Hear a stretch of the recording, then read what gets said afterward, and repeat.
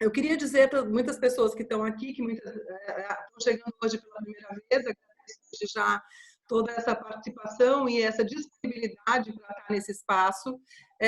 O Me Dá um Mic é uma iniciativa super espontânea. Quem quiser abrir o microfone também, a gente está aberto. E logo que começou, assim como a Marina estava contando aí um pouco antes, né, nos bastidores, nós também chegamos aqui em Portugal, fomos para o Moda Lisboa e logo assim, terminou o evento, todo mundo começou. Então, a gente chegou, inclusive, na nossa vinda de Lisboa para cá, para o Porto, já foi num momento meio assim, parecia uma coisa fúnebre, ninguém falava nada, o avião com 20%, 30% da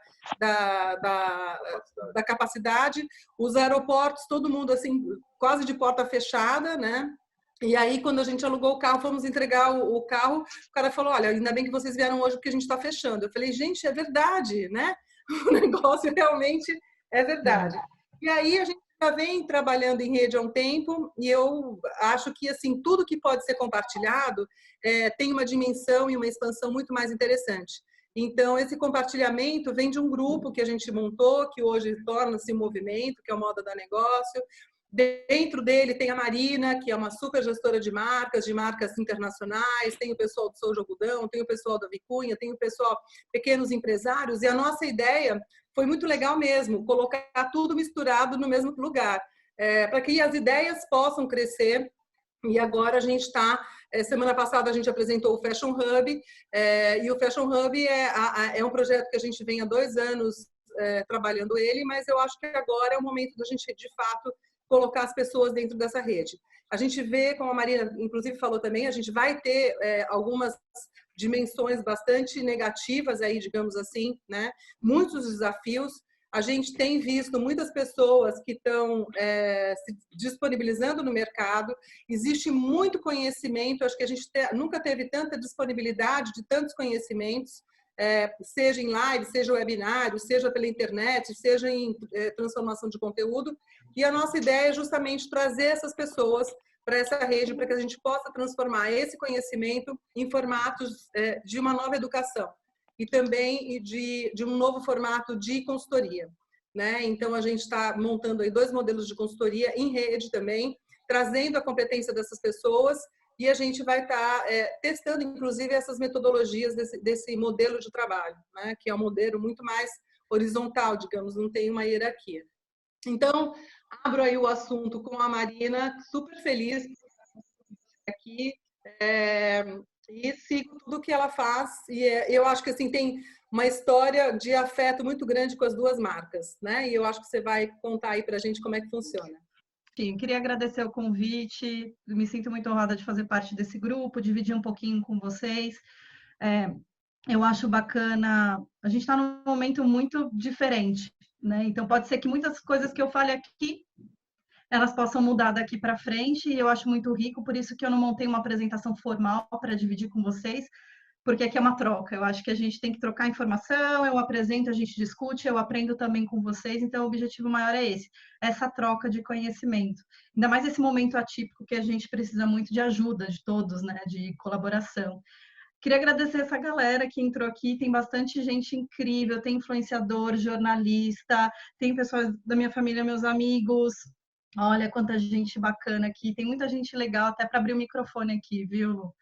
Bastante gente com conteúdo, a galera do grupo, então obrigada, espero que seja produtivo para vocês hoje, vai ser um bate-papo bem informal mesmo, e o objetivo é esse, dividir com vocês um pouco da minha experiência. Eu acho que todo o conteúdo que fala sobre globalização, marca internacional, tempero local, tropicalização, vocês vão achar por aí em vários veículos interessantes, mas eu quero trazer do ponto de vista de gestão de negócio.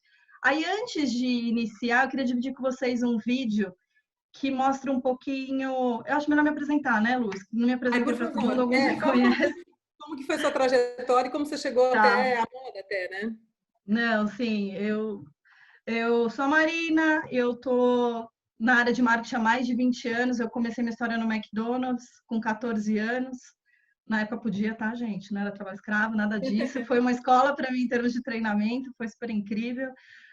Dali eu saí como coordenadora de marketing, vou ir para a indústria, trabalhei no Grupo Suzano por 7 anos, falo que minhas trajetórias são de 7, né? O pessoal fica até assustado, né? Com um período de 7 cravadinho. 7 no MEC, 7 na Suzano.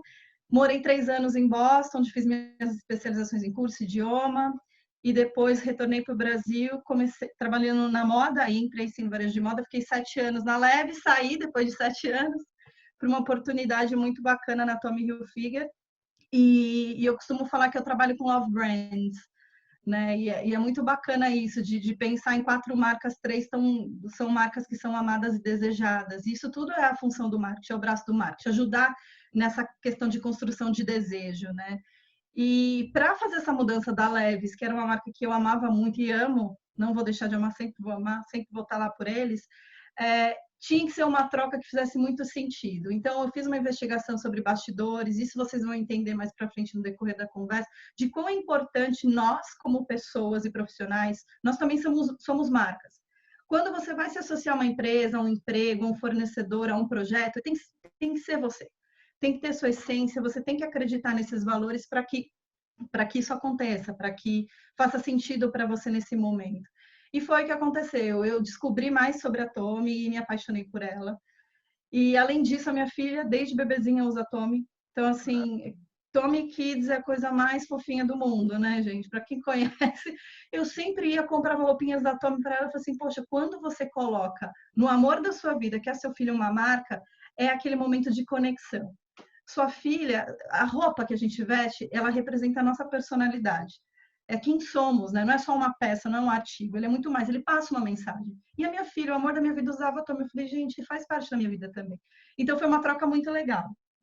E estou há menos de um ano na Tommy, ainda conhecendo bastante. Eu falo que parece que estou uns 10 anos lá, porque foi uma imersão de projetos, de novidades, de história. É uma marca muito incrível também. Já fui para 2 Fashion Week, um em Nova York e recentemente em Londres. E foi ali realmente que foi estabelecendo mais ainda essa paixão e esse amor que eu tenho pela marca. Eu trouxe um vídeo para a gente abrir essa apresentação, que foi do projeto feito com a Zendaya, e ele foi em Londres, e foi onde começou a história Tommy Hilfiger em desfiles, né? Então, os desfiles eles estão num projeto de passar pelas cidades. Agora, não sei como é que vai ficar, né, gente, com essa história do Covid. Temos que ser criativos para os desfiles. Mas até então, passou por Milão, China, e foram um projeto muito legal de trazer a essência Tommy, que é americana, para outros países também. E a gente entra em toda a história de globalização. E foi muito legal a história com Zendaya, porque ela trouxe um exercício de representatividade muito forte. E o que eu falo sobre representatividade? O casting que foi escolhido para este desfile era a maioria, 80% do casting eram de negros, e quando vocês olharem para todos os outros personagens, todos eles tinham uma história. E a gente se sente representado ao ver esses personagens. Então foi um desfile muito cheio de mensagem, de conteúdo, e eu quero dividir antes da gente começar a falar um pouquinho das marcas e tempero local.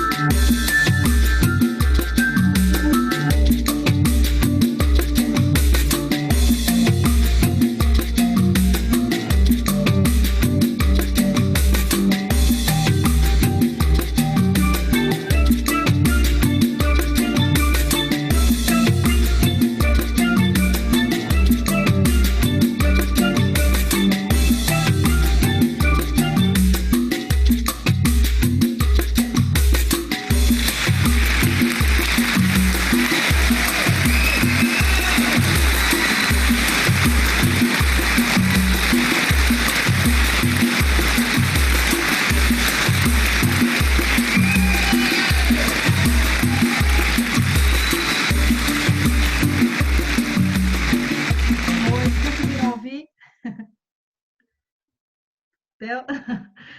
Não, legal. Era um pouquinho, porque eu acho que eu gosto sempre de começar com vídeos. Ups, peraí, que agora. Deixa eu apertar fechar aqui.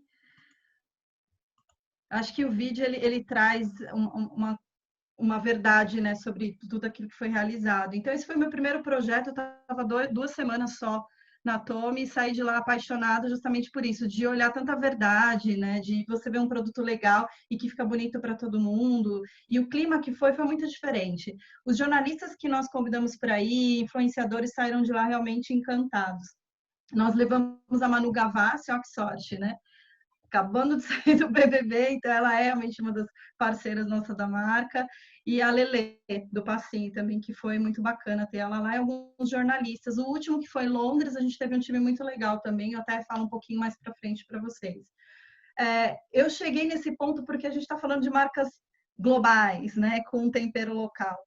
E eu acho que antes disso é melhor a gente entender o que é uma marca global, né? Alguns imaginam que o posicionamento de marca, por uma marca ser global, ela precisa estar em todos os países. E aí que está o erro, né? Internacional ou global? Global é quando você consegue ajustar sua estratégia de marketing, seu produto, seu posicionamento, para que atenda todos os países. É difícil, porque cada país, cada região tem sua peculiaridade. Todos nós somos diferentes. Então, eu falo que é um grande desafio de marca. E eu, dentre as empresas que eu trabalhei, sempre existia essa pressão nossa, do nosso departamento, de nossa, mas é verão, inverno, o que vocês conseguem fornecer para a gente? Só que quando você entra no detalhe de cada marca, de cada país, do que eles precisam, é muito difícil você conseguir atender todo mundo. E aí que vai a nossa adaptação, nosso olhar estratégico local para fazer com que aquilo aconteça. Então, tem que tomar muito cuidado, até mesmo para as marcas nacionais que querem internacionalizar, estar num país e ampliar, né? A gente tem a Havaianas como um grande case de sucesso, mais de 160 países, de estratégia de marketing. Então, o orgulho nacional nosso, Havaianas, de fazer todo esse projeto de expansão internacional, eles conseguiram entender, né? E existem estratégias diferentes para alguns países para que haja essa adequação. E o que as marcas internacionais precisam fazer no Brasil é a mesma coisa, é entender a peculiaridade que tem o nosso país e adequar tanto em questão de produto quanto comunicação. E aí eu coloquei até uns 4 itens que é interessante a gente sempre pensar. Então, quando a gente fala de produto, esse é o nosso grande desafio. Para nós de moda, que temos várias coleções, a gente basicamente, se for pensar em 2 coleções macro, a gente tem o primeiro semestre, que é o nosso outono e inverno, e o segundo semestre, que é o nosso outono e inverno, primeiro semestre primavera, verão, segundo semestre outono e inverno. Então, estou até pensando global, hein, gente, com o calendário lá de cima. O desafio maior é esse. Primeiro semestre, a gente não tem um inverno tão rigoroso. Então, nós conseguimos uma adequação melhor do que é ofertado de produtos no primeiro semestre do que no segundo. Quando você fala de segundo semestre, a gente está no nosso alto verão, o alto inverno do hemisfério norte. Aí que está o desafio maior. Imagina dezembro, que é o momento comercial mais importante, que a gente precisa de produtos adequados, que a gente precisa de uma cartela mais clara, que a gente precisa de peças mais leves e a gente recebe casaco de couro. Então, esse é um grande desafio que a gente tem em termos de produto.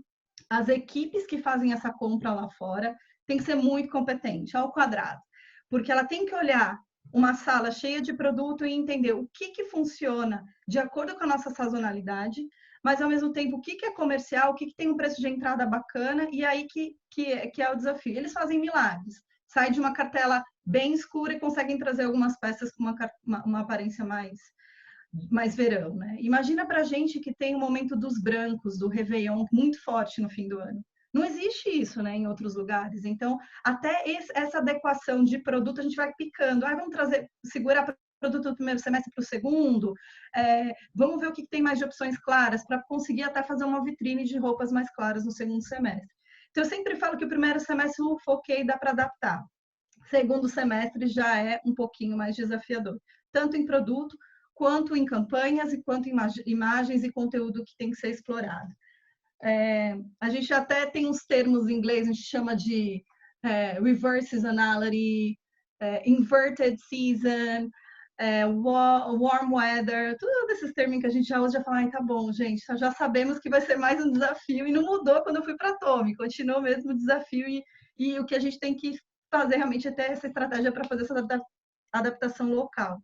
Aí, falando de produto. Aí, imagine as imagens que vêm para a gente. Ah, legal. Existem algumas marcas globais que já têm departamentos que cuidam exclusivamente de hemisfério sul. E aí eles conseguem trazer um pouquinho mais desse apelo da nossa sazonalidade, da cultura local para a coleção e para as imagens. Mas é muito difícil, porque o dinheiro todo ainda está concentrado no hemisfério norte. Então, é um investimento que tem que ser justificado. Então, a gente recebe algumas imagens para trabalhar no primeiro semestre que são possíveis de adequação, no segundo semestre já é mais complicado. Imagens de Natal, gente, todas as minhas imagens têm touca, tem luva, tem bota, né? E ainda falta essa compreensão deles e entender que, legal, vamos colocar um vestido, mas aí põe o vestido com uma jaqueta de couro, ou um vestido com luva. Então, assim, tem as camadas, tem o mood da campanha, então não pode ser um ambiente com uma montanha com neve no fundo, tem que ser um ambiente mais ensolarado, as cores mais vivas, mais claras. Então, a gente tem esse desafio também dessa adaptação de imagens. E comunicações, estratégias específicas de produto. Hoje em dia, nós temos diversas tecnologias que trazem esse conforto no vestuário. Então, a gente tem o Coolmax, tem a tecnologia de warm durante o inverno para aquecer seu corpo, tem a cool, e o que acontece é sempre essa inversão. Enquanto eles estão falando de cool, a gente está falando de warm, e aqui está calor, e aí você quer uma tecnologia para aquecer. Então, ainda em mensagens macro de campanha, a gente tem um pouco mais de dificuldade. Valentine's, que acontece em fevereiro, para eles em junho. Pô, legal, a gente consegue, estamos no mesmo semestre, consegue puxar um pouquinho para fazer adaptação, entre outras datas específicas, né? Alguns exemplos práticos do que foi possível fazer. No caso da Tommy, a gente eles fizeram um lançamento que se chama Color Galore, que é uma cartela de produtos muito colorida, muito viva, entre polos, camisaria, bermuda, chino, para lançamento em junho.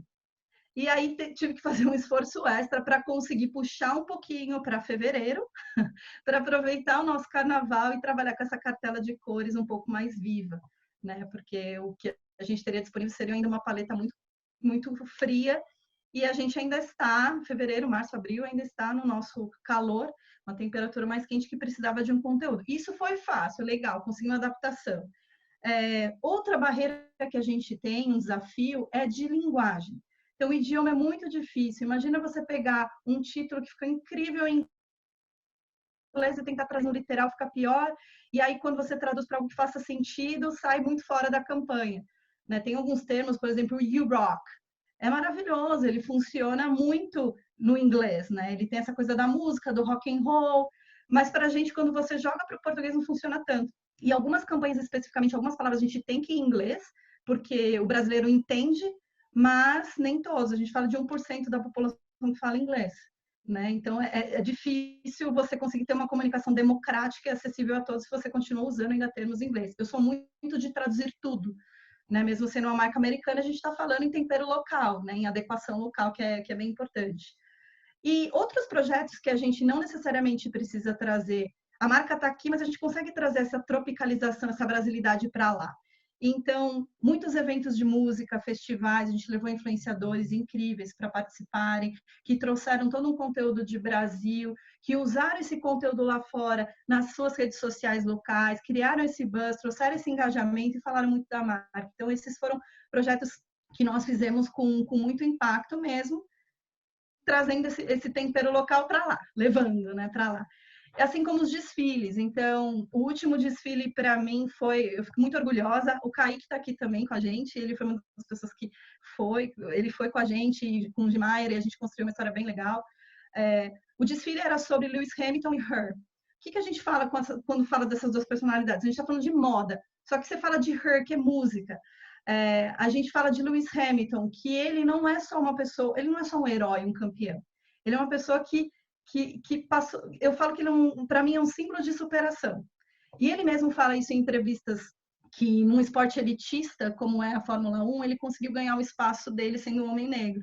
Né? Então, foi muito legal ver essa história construída e essa relação, essa construção junto com o Tommy. Lewis, Her e Tommy Hilfiger. Então, era uma coleção super street, lifestyle. A gente tinha que levar um grupo de influenciadores que tivessem um storytelling tão forte que fizessem passar verdade, legitimidade naquela comunicação, naquela estratégia. E aí nós tivemos o Emicida, o irmão dele, o Fiote, que é músico, Carol Conká, a Gil Lancelotti foi com a gente, o Gimair e o Kaique, representando a Tommy Jeans, que é a nossa marca street urbana. E foi super lindo esse projeto, porque a gente fez uma first row, assim, de dar inveja. Um time lindo, com histórias verdadeiras, que acreditavam na marca, porque eles não se associam a marcas que não acreditem. E a gente conseguiu um recorde de retorno em mídia espontânea e influência digital com esse grupo. Nós saímos no primeiro lugar do global com esse time de influenciadores, porque eles acreditaram no projeto. Eles foram para lá, entenderam a marca, viram que tinha sua identificação com ela e trouxeram um conteúdo deles muito proprietário, muito rico, se animaram, viveram essa experiência e conseguiram dividir com as suas audiências. Então, eu tenho muito orgulho que a gente conseguiu um retorno gigante, trazendo o Brasil para Londres, né? Então, foi assim, todo lugar que a gente ia parava. As salas de stylist, então eles queriam conversar, queriam fazer stories, eles entraram no feed do Global, e aí sim a gente consegue fazer essa adequação, né, de trazer um pouco da brasilidade para eles também. E isso foi uma das histórias bem marcantes para a gente. Zendaya, que eu mostrei para vocês, a Zendaya, ela é conhecida muito por um público mais jovem, para os millennials, então ela traz um consumidor novo para a marca. A Tommy, ela é uma marca clássica, tradicional. Então, ela fala com o público masculino, mais velho, um pouco umas classes mais A, B, mas também a gente fala muito com o público da periferia. Nós somos uma marca desejo de periferia, é muito legal entender isso. As pessoas às vezes falam, não, eu não quero que o pessoal da comunidade use minha peça, por que não? Né? É uma expressão de desejo. Hoje, a Tommy e a Gucci, elas são uma das marcas mais desejadas na periferia. E para a gente tem que ser um orgulho isso também, porque você é democrático, você é uma marca premium, mas você é uma marca acessível, você consegue fazer com que aquele consumidor entenda e se identifique com você. Então, a gente sempre trabalha criando esse desejo, mas ao mesmo tempo dando acesso para esse consumidor. Então, com a história de Zendaya foi muito legal que a gente conseguiu trazer um público mais jovem para a marca. Eram peças mais caras, então a gente não converteu em venda, mas venda influenciada muito grande. Então, assim, às vezes você manda um e-mail marketing falando de um tema específico e aquele e-mail converteu outra compra. Então, a pessoa entrou no site, teve interesse, quis saber mais sobre a marca e ali indiretamente ela comprou uma outra peça que fazia mais sentido para ela, que tinha um preço mais acessível ou que ela se identificava mais. Então, é muito importante a gente ter esse equilíbrio entre promoção, desconto comercial, mas, ao mesmo tempo, trazer um storytelling, que é essa contação de história, né, falando no português. Que você vende a sua marca, o conceito de marca, o desejo para o público em geral. Eu tô com bastante tempo, gente? Tá tudo bem? Tá, vai me segurando aí que eu falo pra caramba, gosto de falar, hein? Então, a Zendaya foi um caso muito legal de falar sobre representatividade feminina, falar com o público jovem, tentar puxar o público feminino mais para a marca também. E aí, queria falar um ponto muito importante também, porque, como eu falei, a gente tem dois momentos, né, entre marcas globais no mercado nacional. Vou falar que o Covid vai ser a pauta de todas as conversas que a gente tiver, não tem como falar e nem fugir dessa história, né? Então, estatisticamente falando, o brasileiro, ele não se importa com a origem de produto. Pelo contrário, ele é o quarto no ranking, de baixo para cima, dando importância sobre a origem de produto. Então, ele não tem esse patriotismo de produto brasileiro, marca nacional, né? Ele busca... A gente tem um perfil que chama Status Seeker, que são pessoas que gostam de pertencer, usar marcas para pertencer a grupos, para ter, por questões de status mesmo, de prestígio que aquela marca traz. Então, é muito importante que marcas nacionais tenham esse equilíbrio desse diálogo de eles vão prestigiar mais o mercado nacional. Será que agora vai mudar isso? Será que o brasileiro, ele tem essa consciência de coletividade e entender que ele precisa também ir para as marcas locais? Isso a gente não sabe, é uma incerteza. Então, eu estou aqui para observar, para ver, e de repente daqui a 2, 3 meses a gente volte a conversar e veja que realmente o mindset mudou. Mas o brasileiro, ele ainda tem como primeiro foco preço. Isso é muito natural em países emergentes, países latinos, que realmente, né, a gente tem uma população mais pobre que vai buscar ofertas que sejam mais atrativas ao seu olhar. Então, não tem esse nacionalismo, essa preocupação, igual a gente vê em Estados Unidos, made in West, Japão, Itália, né, tem todo esse prestígio sobre a compra dentro do seu próprio país. Então, eu espero que o brasileiro tenha essa consciência também da divisão. Eu acho que tem espaço tanto para marcas nacionais quanto para marcas internacionais, por gosto, por objetivo, é uma peça mais básica que eu quero para bater no dia a dia, eu quero uma marca mais legal para o meu trabalho, ou eu me identifico com a história dessa marca. Então, é isso que a gente vai entender daqui para frente, como vai ser esse posicionamento. O que eu queria dizer é que mesmo você sendo uma marca global, internacional, você pode prestigiar o mercado local. Então, a Tommy, desde 2016, ela tem produção local. A Levi's tem produção local, a Calvin tem produção local. Então, são marcas internacionais que prestigiam também. E geram muitos empregos dentro dos países, né? Então, tem que ter um equilíbrio no diálogo, né? Entre essa divisão. Tem espaço para todo mundo, é um mercado grande. O que a gente vai entender daqui para frente, qual que vai ser a consciência? Vai ser um consumo mais sustentável? Vai ser um consumo mais local? Isso tudo a gente vai avaliar. Dizem que sim, mas o brasileiro é diferente, né? A gente precisa entender como é que vai ficar daqui para frente a economia. Então, é mais para dizer para vocês que, por exemplo, toda a linha de acessórios, calçados, a linha Tommy Jeans é praticamente 100% nacional. Então, a gente prestigia o mercado local também. Deixa eu ver mais. E pensando muito nessa... Tá bom, então o que a gente vai fazer? Eu sou uma marca global, eu tenho esses valores, essa é a minha cultura, essa é a minha persona, o que eu faço localmente? Tem que ter uma adequação, uma personalização. Né? Então, entendendo, o importante é, mesmo que quando você traz no Brasil, a gente que tem essa estratégia local, de não perder a essência da marca. Então, tem coisas que o brasileiro valoriza na Tommy, de ser clássico, de qualidade, de inovação, de uma marca de confiança, de me respeita, padronagem de tamanhos, que a gente mantém. Você valoriza o que ele tem de melhor da sua origem e tropicaliza em estratégia. E muito mais estratégia de comunicação, porque produto, às vezes, a gente não consegue ter muita interferência. No caso de Tommy Jeans, que é a nossa outra marca, sim, porque é feito no Brasil, então tem mudança até de gramatura de tecido, tecidos diferenciados para um país tropical, então a gente consegue ter essa autonomia maior. Mas é muito importante que haja essa adequação. E quando eu falo isso, é engraçado porque, assim, não é que a marca global vem para o Brasil e aí, tá bom, vou fazer somente de acordo com as questões do Brasil. Existem também marcas que tem que olhar para o seu consumidor. Ali tem um outlet, lá em São Francisco, que chama Livermore. E lá, a maior venda que eles fazem são para os chineses. Então, olha a diferença do que é ser global. Por que eu vou fazer toda uma comunicação, um ambiente mais americano se quem eu estou recebendo são os chineses? Então, quando é o ano chinês, a comemoração, eles envelopam o mall. As pessoas falam chinês, mandarim lá no mall. Eles têm toda uma comunicação já com o idioma. Por quê? Porque é o consumidor. Então, não adianta você olhar da marca de dentro para fora. Você tem que olhar de fora para dentro. Quem que é o mercado? Quem que é o seu consumidor? Quem que é o potencial? E adequar a sua estratégia àquele público específico. Tem até um fato curioso e engraçado sobre a questão de globalização. Um dia eu fui passear em Miami e aí eu estava, sei lá, andando no calçadão e eu vi um salão de beleza escrito assim, aqui se fala inglês. E eu falei, nossa, né? Eu estou nos Estados Unidos e aqui se fala inglês. Eu falei, gente, é a globalização. E é isso mesmo. Como que a gente se adequa, né, a perfis de consumidor local? Quando a gente pensa no Brasil, é imenso. A gente está falando de um país que tem tantas peculiaridades por região também, até nisso a gente tem que pensar. Eu vou conseguir vender um jeans pesado no Nordeste? Eu vou vender, sei lá, uma peça muito leve no inverno do Sul? Então, todo esse cuidado a gente tem que ter também.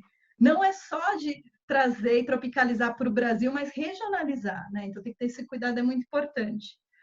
Um exemplo não tão positivo de estratégia, de tentar copiar coisas do global, mas nacionalizar, tropicalizar, a gente tem que ter cuidado com isso também, tá? Que às vezes funciona lá e não funciona aqui. A Levi's, ela sempre apoia alguns times de esportes. Então, e não existe essa rivalidade, por exemplo, no futebol americano tão intensa igual ao nosso futebol. Acho que foi um ano que o Patriots ganhou o Super Bowl, alguma coisa assim, e eles fizeram um post, legal, Patriots, parabéns, blá, blá, blá. E aí, na época, uma menina que cuidava do nosso digital lá atrás, tá, gente? Uns 10, sei lá, 8 anos atrás, fez um post quando o Corinthians foi campeão do mundo, Libertadores, parabéns, Corinthians, nós estamos aqui apoiando vocês. Eu falei, meu Deus, para tudo, não dá. Né? Um país que é muito dividido, você não pode falar de futebol, religião, política. A gente vê política agora, como é que está a situação. Tem que tomar muito cuidado, ser neutro. Então, existem estratégias que tem que ter muito cuidado para fazer essa adaptação para o local. Outro caso que eu me deparei, isso foi no ano de eleição para presidente, a Labs US fez um vídeo muito lindo que chamava Vote, incentivando as pessoas a votarem. E assim, nos Estados Unidos os votos não são obrigatórios. Então, pedir para que a pessoa votasse era para exercer a democracia. No nosso caso é obrigatório. Então, se eu falasse para minha audiência vote, eles iam falar, tá bom, em quem? Né? Vou para um extremo, vou para o outro. Então, eu tive que participar de calls, explicar para eles, mas o vídeo ficou incrível. Né, mostrou muito as lutas, os povos. Eu achei lindo, queria muito usar, mas eu não posso, porque de uma certa forma é um momento que eu vou ter que me posicionar, não vou poder ficar em cima do muro. Então é melhor a gente, não fazer nenhum ou se for fazer um posicionamento de acordo com a persona da marca, ser legítimo, né? Apoiar aquilo que faz sentido de acordo com o que a pessoa, não é o que eu acredito, mas o que a marca acredita. É claro que eu vou trabalhar sempre para uma marca que acredita nos mesmos valores que eu tenho, então sempre vai coincidir. Então não é o valor da Marina, mas de certa forma vai coincidir por ter essa coincidência de objetivos e valores. Então esse foi um outro exemplo do que a gente não consegue fazer adaptação local. Algumas ações que eu fiz nessa minha jornada e que eu sempre falo sobre música. Não tem uma ferramenta, um canal mais democrático do que a música. Você consegue atingir todos os públicos, todas as idades, de forma democrática. Então, a música foi uma plataforma que eu atuei assim toda a minha carreira no varejo de moda. E eu continuo ainda, né, respirando música dentro dessa minha nova jornada na Tommy Hilfiger. Eu acho que é uma forma democrática também de trazer essa tropicalização.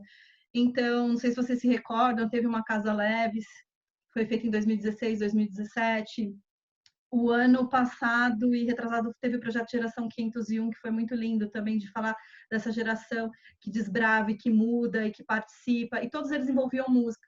E uma coisa que nós fizemos foi fomentar a música independente, então artistas locais, que é bacana, trazer artistas de música brasileira para participarem de todos esses projetos. Estúdio de música que a gente fez com o Laboratório Fantasma, que foi muito incrível, os meninos super profissionais, que a gente gerou o conteúdo para música, deu visibilidade para esses artistas. Então, assim, música é uma forma muito legal de qualquer marca atuar dentro de qualquer segmento no Brasil. E aí, pensando nesses desafios que a gente tem de conteúdo, eu recebo conteúdos muito invernais, verão, o que a gente pode fazer? Não tem jeito, o tal do abrir câmera, né? Para marqueteiro, mercatólogo, são os shootings locais. Vamos trazer um casting que represente bem a brasilidade, isso a gente tem que tomar bastante cuidado.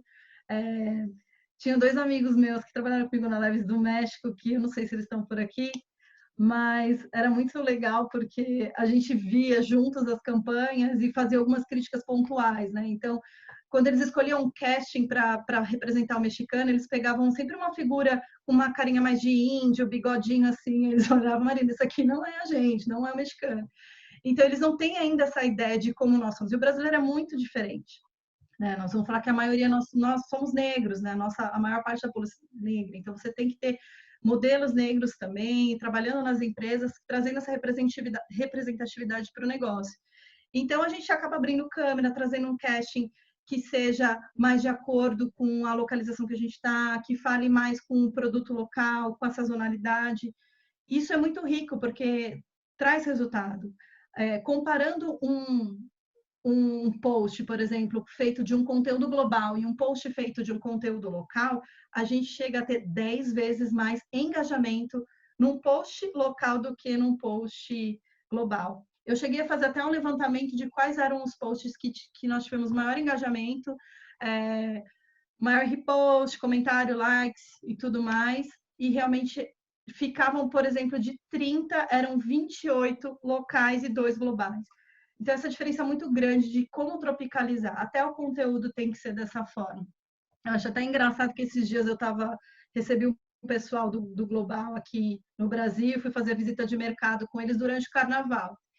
E aí fomos vendo vitrines e tal, e muito para as marcas locais. Então, eles foram na Farm, na Reserva, nas globais eles não queriam ir, porque tem esse apelo. E isso que as pessoas veem colorido, a paleta. E aí a gente passou na frente da Gucci, e a Gucci a gente sabe como é, né? Uma marca super luxo. E tinha, se eu não me engano, a modelo tinha um turbante. E era muito colorido. Então você consegue até, assim, uma marca como a Gucci conseguiu tropicalizar de uma forma tão sem perder a essência que é a marca de luxo. E eu falei, olha, gente, é isso, né? É isso que a gente precisa, essa tropicalização de comunicação. E às vezes é uma mexida que você faz que cria um conteúdo que vira relevante para o público local, né? Que mais que a gente pode falar? Das diferenças regionais também, que é bem importante. Até algumas marcas que, se pensar em Dunkin' Donuts e Starbucks, a Dunkin' Donuts tentou também, e antes de ir para os Estados Unidos, eu via a Dunkin' Donuts como, sei lá, era de doce, de sobremesa, eu não entendia muito bem. Quando eu fui para os Estados Unidos, eu falei assim, nossa, é outro business, olha o café, né? É um espaço de café, de convivência e tudo mais, e aqui no Brasil era diferente, não tinha emplacado. E a Starbucks, ela conseguiu mesmo, de uma forma global, se adequar aos seus países. Eu só odeio que não tem o croissant sem o presunto e queijo no Brasil, que tudo a gente põe presunto e queijo, né? Mas é legal, eles entenderam isso. O croissant vai presunto e queijo, então aqui no Brasil a gente coloca presunto e queijo. Mas eu sinto falta do croissant só com manteiga mesmo, que tinha nos Estados Unidos. Então são alguns exemplos realmente que deram certo. De estratégia de comunicação, Coca-Cola a gente não tem nem como discutir, né? Por ser um monstro. Né? Se a gente for pensar nessas top of mind, né, as marcas que ficam na cabeça das pessoas, em várias categorias, a maioria das marcas são globais. Né? Então, algumas poucas locais conseguem ter esse destaque, esse desejo, porque eles trabalham muito bem consistentemente essa questão de criar o desejo. E a Coca, ela faz essa adequação local, não somente em embalagens, mas também no produto. Eles mudam o sabor de produto, eles mudam a embalagem para que aquilo se adeque àquele perfil de consumidor, e é por isso que eles são essa potência que tem mundial. Outro exemplo, o McDonald's. Quando você pensa na Índia, que eles têm a vaca como sagrada, como é que a gente fala de hambúrguer e consegue se adequar ao mercado da Índia, né? Então, eles conseguiram, de certa forma, lindamente ter essa adequação local, trazer esse tempero local, tropicalização em alguns países. Se vocês forem em McDonald's em diferentes países, tem lanches que vocês nunca comeram na vida. Né? Acho que o cheddar, por exemplo, é uma coisa do Brasil, não emplacou em outros países. Então, eles conseguem entender esse perfil do consumidor, ter uma adequação de produto e também de comunicação, que é muito importante. Que mais podemos falar?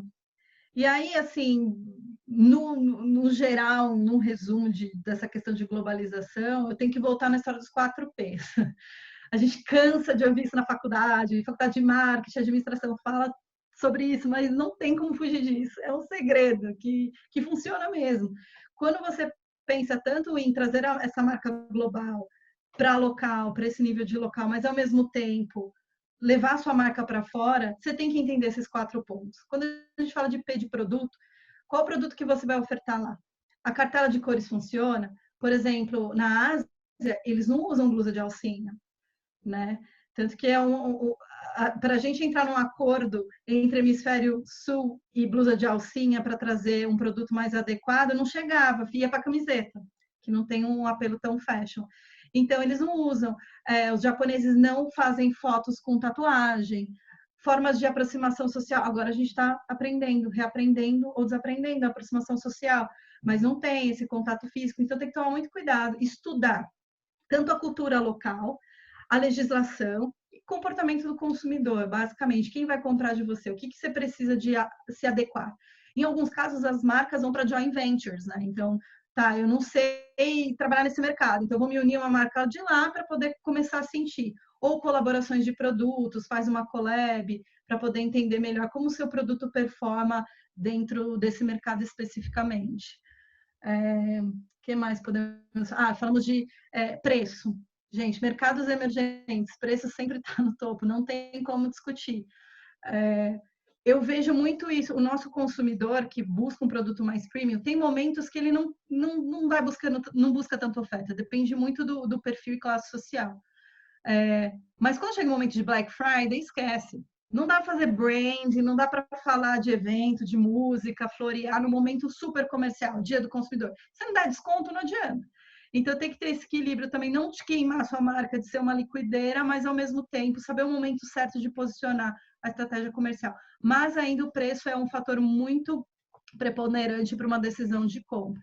Agora, então, a gente imagina que vai se intensificar mais, né?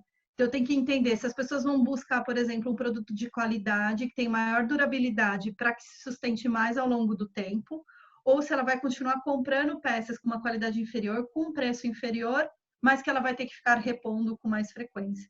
É isso que vai ser um grande desafio para a gente investigar daqui para frente, essa questão de comportamento e posicionamento de consumo, que vai ser interessante observar isso. Praça, ó, falamos de produto, preço e praça. Praça. Como é que o nosso consumidor quer ser atendido agora? Mudou. Antes a gente definia o como ele ia ser atendido, a gente definia os veículos que iam entregar mídia para eles. Há 20 anos atrás, 30 anos atrás, era fácil, né, para o pessoal mais antigo de marketing. A gente tinha TV, revista, que mais? Jornal, outdoor. Hoje em dia a gente tem um mundo digital e dentro do digital várias ramificações, né? Então hoje quem decide é o consumidor, ele vai escolher como ele quer comprar. Ele vai querer ir para sua loja, mas ele não quer ficar muito tempo, ele só quer pegar e ir embora. Ele quer uma estrutura de pick-up. Ah, não, eu quero comprar online e retirar. Não, eu quero comprar na loja e que entreguem na minha casa, com prateleira infinita. Não, eu moro em BH, eu tô numa ponte aérea, eu vou em São Paulo comprar, mas eu quero que entregue em BH. A gente vai ter que se adequar a isso. Não tem como. Eu acho que a crise trouxe para a gente uma consciência de mudança e de imediatismo. A gente tem que se adequar e ponto. O Omnichannel entrou na casa de todo mundo sem querer. As entregas, aquela ação de sacolas, que você manda a sacola para o consumidor, tá todo mundo fazendo. É questão de sobrevivência. Então, a crise acelerou muito alguns processos que a gente estava ali no planejamento lindo, 5-year plan, e agora está todo mundo executando, por questão de sobrevivência mesmo. E promoção. Qual o momento que eu vou entregar essa promoção? Eu recebi recentemente, acho que hoje eu recebi num hub que eu participo muito interessante, uma pesquisa que fala que a maioria dos consumidores, eles esperam que as marcas façam alguma coisa dentro, com responsabilidade social, e aí eu imaginei que ninguém queria mais ver campanha e promoção, e só 1% não gostaria de ver promoções e campanhas de marca. Eu falei, poxa, então talvez eu estava enganada.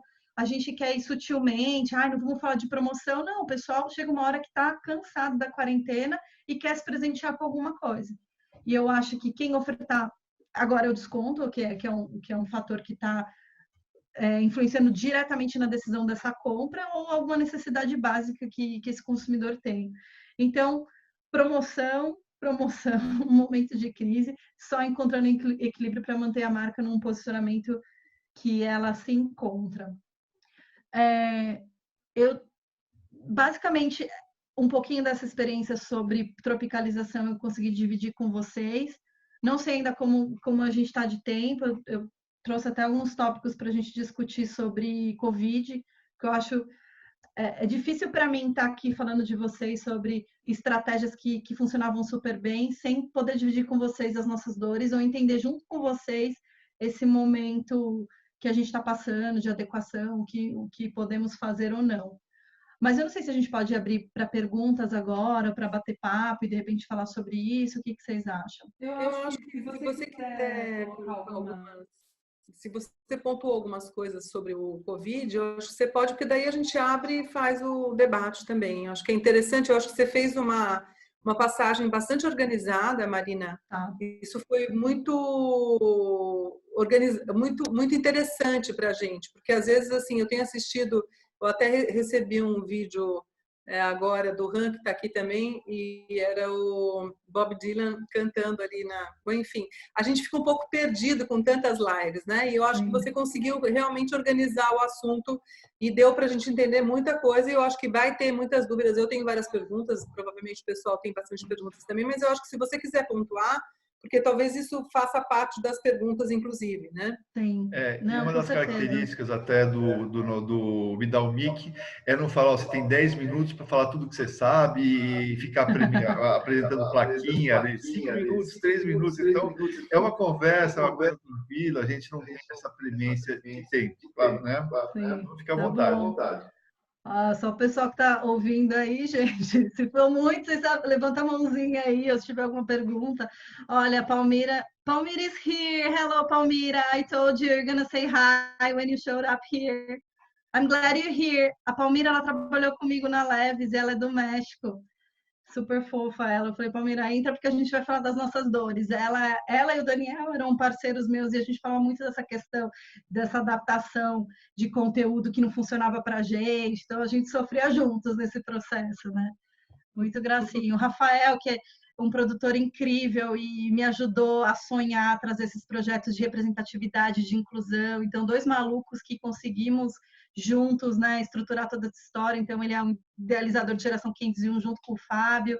Ai, quanta gente legal entrou aqui, né? Deixa eu ver. Marina, de Ledário, da Lema, agência foda, que também me ajudou a pirar em vários projetos e conseguiu colocar toda essa comunicação para o público certo. A gente explodiu na Leves, fez muita coisa bacana. Gente, obrigada, viu, por vocês estarem aqui. A Isabel, influenciadora linda. Ju, Neuci. Tô te vendo aí em cima, Neuci. Muito legal, gente. Estou me sentindo em casa, era bem isso que eu queria mesmo, esse bate-papo. Eu queria falar, então, sobre Covid, vou tentar ser bem rápida para a gente abrir se o pessoal tiver alguma dúvida. Trazer alguns dados, né? E a gente sabe que moda foi um dos mais atingidos, com mais de 90% de queda. Luxo está prevendo 23% de queda, turismo, aviação. Até a área de saúde, a Audrey está aqui também acompanhando, a gente estava conversando com ela, ela falou assim, Maria, as pessoas não vão para o hospital para fazer cirurgias, consultas particulares, a gente está sofrendo também, né? As pessoas não vão, se você está autodiagnóstico, né? Teleconferências, a gente está buscando a avó para dar receita do chazinho que funcionava e não precisa ir no médico. A gente está evitando mesmo essa exposição. Então, eu entendo que é um momento de mudança de comportamento de consumo. As pessoas estão mais conscientes nesse momento em que comprar, né? Eu vejo até aqui em casa, o meu comportamento de consumo, gente, é mercado. Estou ali só no mercado. De vez em quando dá um tédio na minha filha, a gente compra alguma coisinha para ela, mas é um foco total. Reinventando receita, cozinhando. Eu não sei onde foi, acho que foi num webinar que eu estava assistindo ontem, que eles falaram que um dos produtos que está sendo mais vendido é produto para fazer bolo. Sabe aqueles bolo pronto? Então tá todo mundo se inventando reinventando no MasterChef, né? Então acho que a gente está num momento de consciência coletiva muito grande, as pessoas estão se recolhendo mesmo, pensando.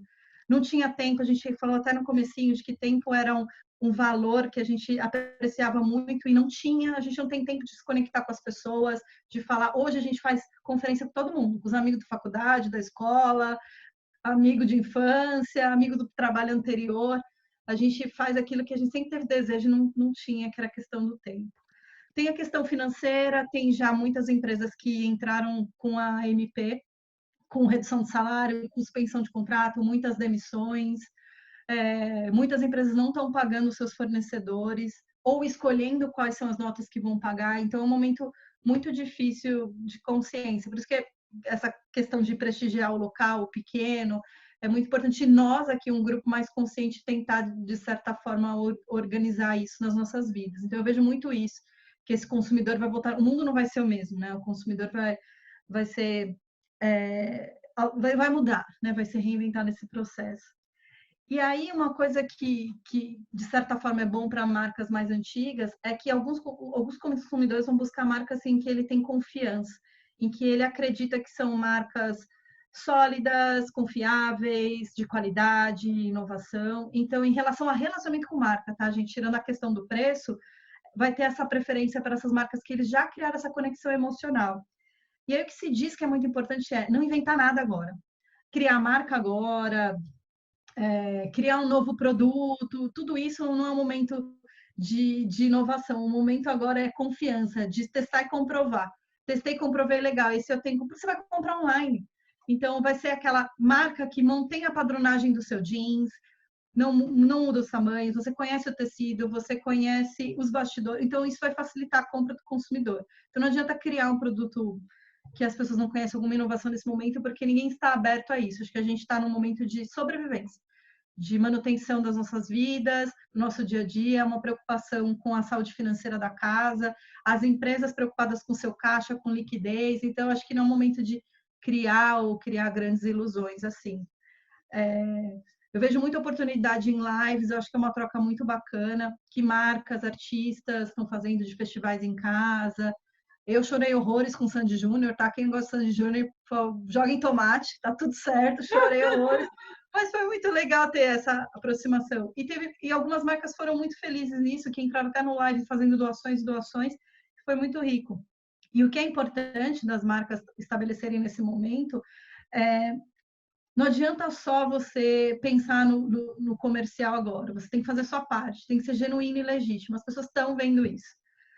Logo quando começou essa história da quarentena, eu recebi de uma marca que eu até gosto e admiro, uma comunicação, fica em casa, te dou 15% para você comprar online. Eu fiquei horrorizada, falei, não é possível que essa marca tão incrível, que faz umas ações tão legais e humanas, está fazendo esse tipo de comunicação. Alguém errou ali na dose.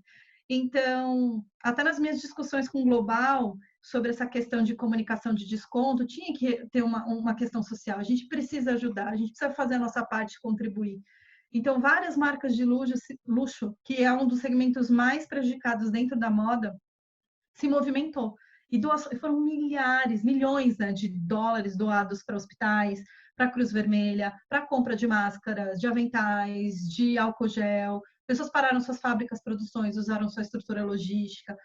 No nosso caso, por exemplo, a PVH, que é a mãe, Tommy Calvin, doou mais de 2 milhões de dólares também para as instituições. Está vindo uma parte para o Brasil, então eles ainda estão em processo de homologação de escolher uma ONG que vai ser prestigiada. Então tem um trabalho muito rico por trás disso. Então não adianta nada mesmo a gente levantar os nossos influenciadores para fazer conteúdo, comprem. Os influenciadores que estão aqui comigo acompanhando sabem muito bem disso, que eu sou muito ética nesse sentido. Não vou fazer só uma promoção barata dos nossos produtos sem, ao mesmo tempo, saber que eu estou fazendo a minha parte para a comunidade, saber que a marca que a gente atua está tendo responsabilidade com esse conteúdo que está sendo entregue, está sendo gerado. Então, isso é para qualquer marca, internacional, marca local, faça as coisas com legitimidade. Né? E mantenham essa questão da empatia, né, do coletivo, que é muito importante para a sustentação dos negócios. Então, eu vejo muito isso. Outra coisa que eu acho que muda muito é o processo de compra. A gente está todo mundo passando por esse processo de estresse, de tensão emocional. Você quer coisa prática. Você quer ir na loja e ser rápido. Você não pode ficar muito tempo sendo enrolado na loja. Não dá para um vendedor ficar mostrando toda a coleção. Tem que ser prático, objetivo. Você tem que ter medidas de saúde muito seguras, né? De limpeza, de higienização do espaço. Comunicar de forma transparente isso para o seu consumidor. Álcool gel em tudo quanto é lugar, gente. Álcool gel, luva, mantém distanciamento. O cliente não quer passar muito tempo lá, faz um serviço de pick-up, a pessoa vai lá, retira. O provador individual, com distância entre as filas. Então, tem que ter todo esse cuidado também na questão de compra. Vai mudar o nosso modo de comprar. E aí, pensando no geral, né, no negócio em si, que acho que marketing também faz parte de todo esse processo, a gente vai repensar as coleções.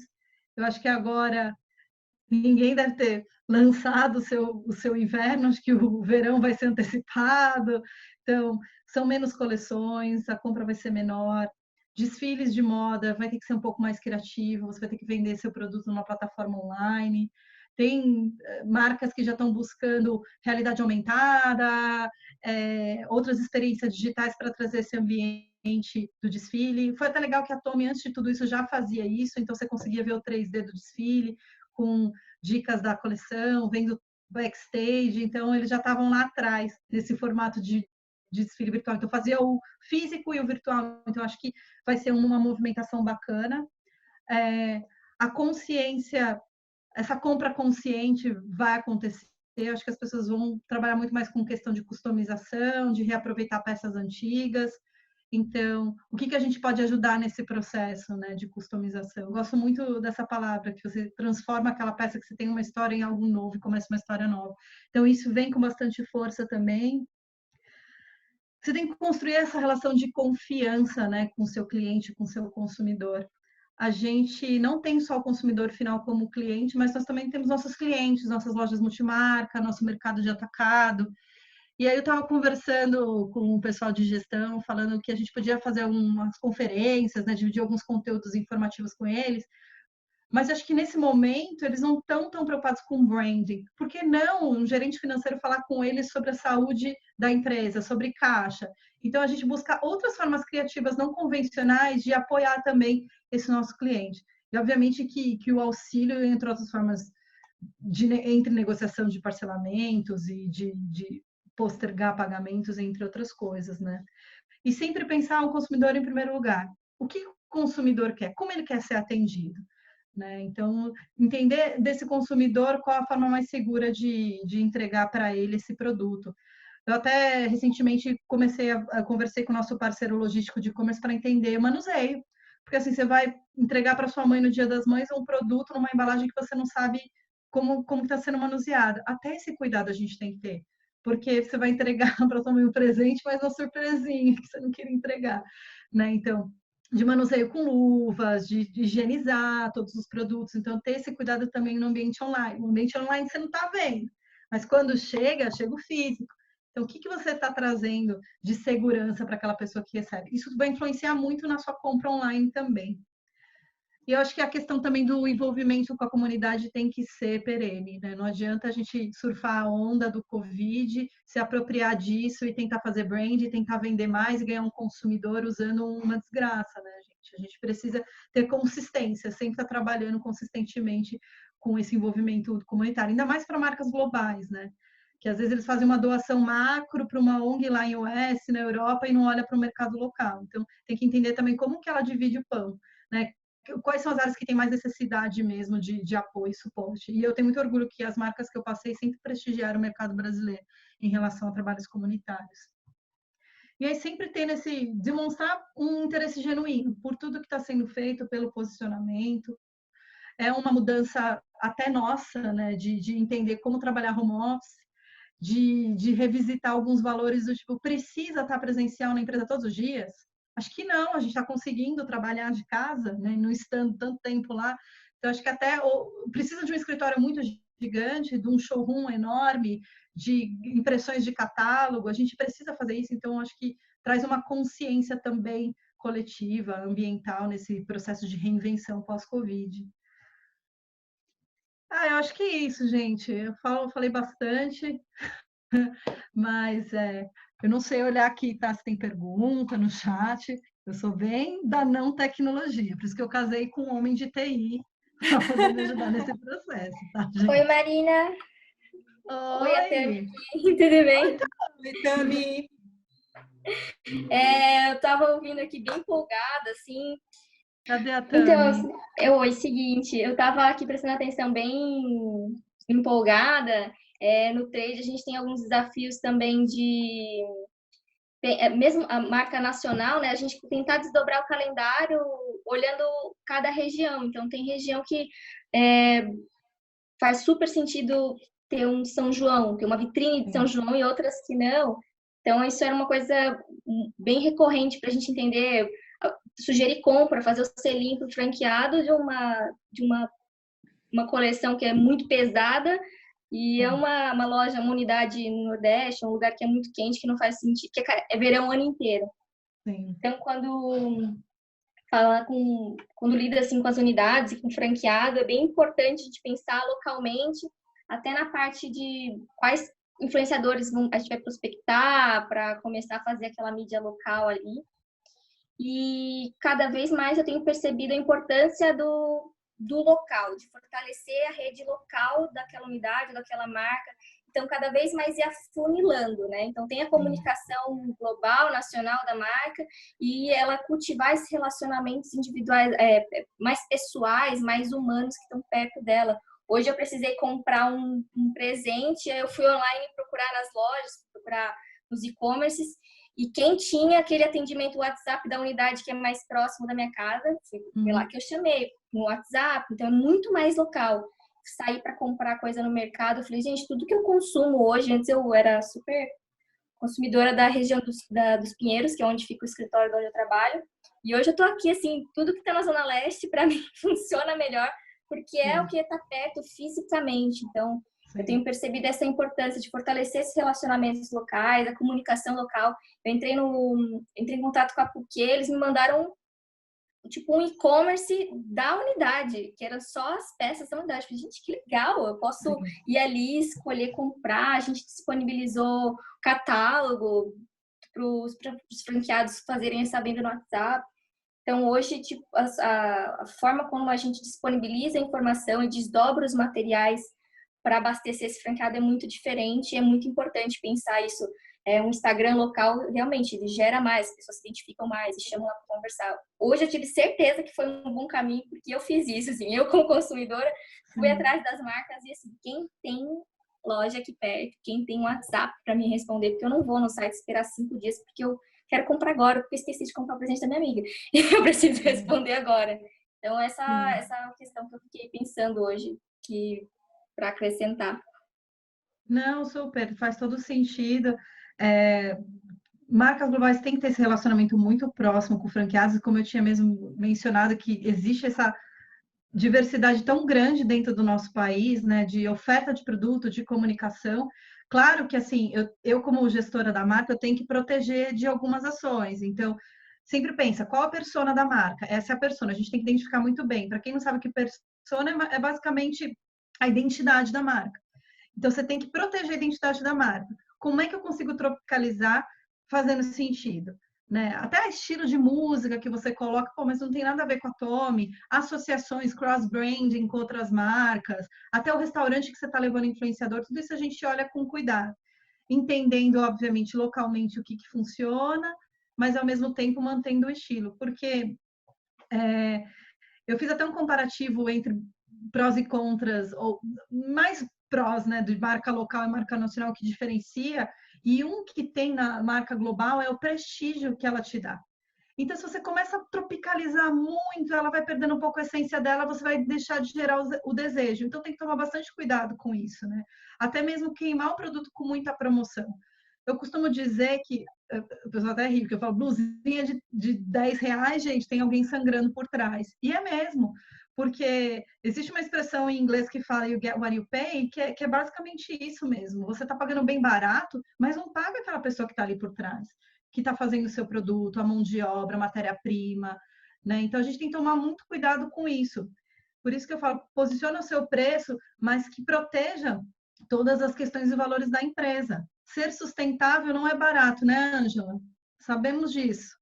Né? A Ângela está aqui ouvindo, a gente viu uma mega palestra dela sobre sustentabilidade, mas exatamente isso, a gente tem que criar no coletivo essa responsabilidade social também, com o meio ambiente, com o produto, com a sua própria saúde. Então, é sempre isso, você tem que fazer sim essa associação com o franqueado, entender como é que é a particularidade daquela região, mas ao mesmo tempo sem perder a sua essência, o seu valor. Isso é muito importante. Eu já cedi bastante para franqueado, eu falo assim, meu Deus, olha o que os franqueados querem fazer. Tá bom, vamos fazer, vamos fazer um eventinho assim. Coisas que eu via que era um pouco fora da persona, mas que ao mesmo tempo ia funcionar muito para ele ali. Então tem que ter essa flexibilidade na gestão, com certeza. Obrigada. Lidar com franqueado é sempre tem que é agradar um desafio, né? É um desafio. Eu trabalho bastante, assim, disponibilizando os materiais, e eu fico muito no atendimento ali, assim, não tem a ver com a marca, mas funciona muito aqui. Você fala assim, ai meu Deus, como é que eu vou desmotivar esse cara para ele vender, ele entender, ele super ama a marca, trabalha hoje numa marca que as pessoas gostam muito de trabalhar e querem desdobrar e fazer coisas, e agora nesse período de um espírito sensível para todo mundo, a gente tem que começar a olhar bem pontual mesmo. Eu tô bem mergulhada nesse que vai funcionar ali, às vezes fazer algumas concessões justamente para funcionar, né? Para fazer a coisa, fazer o negócio girar ali, né? É uma parceria, né? Eu acho que sempre tem que ter um relacionamento muito saudável com o franqueado. Eles representam um percentual muito grande na maioria dos negócios, principalmente globais. Então, tratar eles com muito respeito, mas ao mesmo tempo tem que estabelecer alguns limites, né? Porque existe todo um grupo pensante, toda uma estrutura por trás daquilo que dá a ferramenta e posiciona a marca de uma forma que ela continue com o prestígio que ela precisa para fazer a venda, né? Eu falo muito isso, que nessas contas de Instagram local, eu particularmente eu não sou muito a favor. A menos que exista uma pessoa de marketing dentro do seu grupo de franquia que vá produzir um conteúdo com qualidade. Porque, gente, gerar conteúdo, nossos amigos que fazem conteúdo que estão aqui assistindo, é muito caro. Você tem uma câmera de qualidade, a luz, o produto, o styling. Não é só você chegar na área de produto e tirar uma foto e postar. Você não vai ter o mesmo impacto, né, para aquele consumidor. E até o consumidor vai falar, será que é uma original? Tá tão esquisita essa foto. Ou comunicações de WhatsApp também, tem que ter muito cuidado. Eu montei um guiazinho para os meus franqueados sobre boas práticas, até cuidado com erro de português. Né? Tem pessoas que vão, você está falando de um humano que está mandando a foto do WhatsApp, a pessoa lá fazendo selfie sem camisa, mandando no WhatsApp da firma. Então, assim, tem que tomar muito cuidado até com esse tipo de posicionamento. E isso a gente vai conversando, mas eles estão distantes. Nós somos um time pequeno. Não dá tempo de você conseguir conter esse controle, mas na medida do possível a gente tenta manter, sim, a marca no posicionamento que ela está premium, mas sendo parceiro do nosso franqueado. Obviamente, a gente precisa muito deles. Então, é complicado. Respondi, Tami. O pessoal está digitando. Verônica, quer falar agora, Verônica? Olá, sim, eu tenho uma pergunta. Primeiro, parabenizar a Mari, foi maravilhoso. É como se tivesse voltado aos 4 anos de faculdade em uma... Eu tenho uma pergunta, na verdade, da Tommy, que eu tenho uma curiosidade. Eu não sou do mundo fashion, mas a gente, como está falando de produto, e o meu produto, na verdade, é um serviço. Eu tenho uma curiosidade que eu quero entender como é que essa posição da Tommy, por ser acho que uma marca forte, renomada nos Estados Unidos, eu queria entender quando o tipo de produto que entra nas lojas de varejo, como a Marshalls, a TJ Maxx, essas lojas, se perde o valor do produto. E a minha curiosidade é para saber, por exemplo, aqui a gente tem vários, é como se fosse uma Ross, essas lojas da vida, que são os Groupons da vida, que você põe o seu serviço lá e que muitas vezes desvaloriza no mercado. Eu que trabalho com massagens e limpeza de pele, se eu coloco, muita empresa que eu trabalho não quer entrar nessas promoções para a gente poder aumentar os clientes. Qual é o tipo de produto que vai para Ross, para TJ Maxx, para esse tipo de varejo e se desvaloriza? Como é que a marca de vocês se posiciona em relação a isso? Sim, a ótima pergunta. Geralmente, as marcas globais, elas criam coleções específicas para outlets, né? Então, alguns casos chamam MFO, ou Made for Outlet, ou só americano. No caso da Tommy, por exemplo, ela tem dois tipos de coleções e produções. A europeia, que é a mais fashion forward, tem a qualidade, os detalhes, tudo que a gente consegue ver do posicionamento mais premium da marca, e tem a americana, que é para o mercado de wholesale. Então, existe essa diferenciação de produto. Então, vai ser muito difícil você encontrar numa TJ Maxx, numa Marshalls, um produto que você encontra na loja física. É diferente. As coleções são separadas justamente para isso.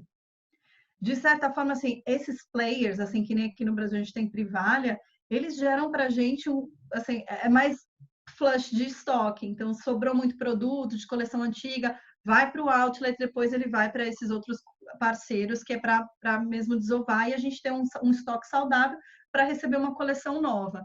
Mas o que a gente assegura você não vai encontrar a peça premium, a coleção nova, ou com todos os atributos tecnológicos que a gente vende num desses parceiros. Você vai encontrar isso realmente na loja física. Então, é importante segmentar o produto que vai para cada canal. Se você precisa de volume, você vai fazer um produto com um preço de entrada mais acessível, mas que não vai ter tantos atributos e qualidades e tecnologia e investimentos que vão ter um produto que vai para a sua loja retail, né? Então... Marina, eu queria aproveitar, já que você está falando um pouco disso, como é que é a questão da modelagem, por exemplo? A gente sabe que isso é uma das questões bastante críticas, digamos assim, né? Você vem do jeans e sabe disso, inclusive, e principalmente o público feminino tem características, e a gente sempre tem, eu pelo menos às vezes encontro bastante dificuldade de achar uma calça que vista bem. Como é que é isso dentro da Tommy nesse processo de de local, né? De trazer coisas Sim. locais. Sim, o core da Tommy é mais o nosso público maior é masculino, eu posso dizer que 80% é masculino. A Levis era assim, né, há 10 anos atrás, era 80-20, e aí a gente começou uma gestão, criação de produtos para o público feminino e chegou nos 50-50. Acho que agora já está no 50-50.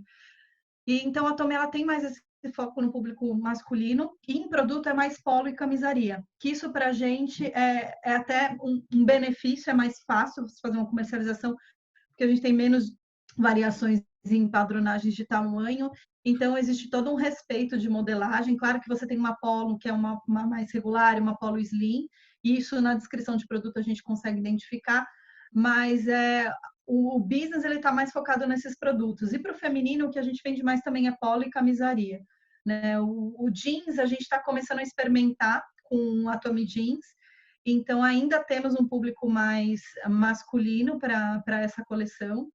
E o que é legal da Tommy Jeans, que eu percebi que muitas meninas estão comprando peças masculinas e vice-versa. Então, como é um público muito jovem, milênio, essa questão do genderless, né, ou do sem gênero, ou roupa para todos, como a gente pode dizer, o unissex já está ficando mais clichê, funciona bem para a nossa linha também. Então, assim, o oversize é uma coisa mais bacana, segue um modelo padrão, então o jeans não tem essa variação, não é que nem, a Tommy não é que nem a Levi's, que tem uma variedade de fits, aberturas de perna, ela tem sempre o skinny, o slim regular, então são 4 modelagens, então a gente não tem tanto problema nessa questão de padronização. Como o core são os tops, jaquetas e blusas, para a gente é muito mais fácil, então há uma venda mais assertiva para o consumidor. Mas a gente está implementando o provador virtual também, que vai ter essas funcionalidades de ajudar o consumidor a se entender no ambiente online o tamanho correto. E tem muita flexibilidade em troca, né? Para quem encontrou o seu tamanho, que eu acho que esse é o ponto, né? Para a moda. O bom é isso, que assim, o produto que é feito na Europa, ele é entregue no mundo todo. Então, se você compra num outlet, sei lá, em Londres, em algum outro lugar, aqui no Brasil, certamente você vai ter o mesmo produto. Já o americano é diferente. Quem compra lá, e se comparar com o produto que a gente tem aqui, é muito diferente em questão de qualidade. É só pegar uma camisa polo de um outlet, uma camisa polo que é comprada numa Tommy no Brasil, que vocês vão ver realmente existe um investimento maior naquela peça, um cuidado.